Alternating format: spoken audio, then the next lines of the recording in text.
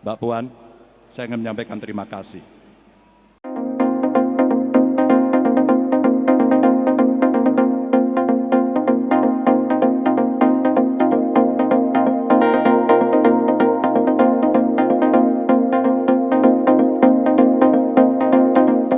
Bapak Ibu, itu tidak akan terwujud kalau kita tidak kompak.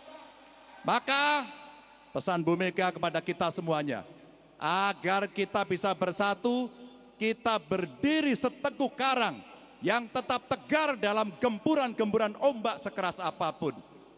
Mbak Puan, saya ingin menyampaikan terima kasih. 2013 lalu, pemilihan Gubernur Jawa Tengah, PDI Perjuangan dan Ganjar Pranowo memenangkan itu. Dan itu di bawah pimpinan Mbak Puan. Insya Allah kita akan mengulang kembali di 2024. Insya Allah. Mohon doanya. Merdeka!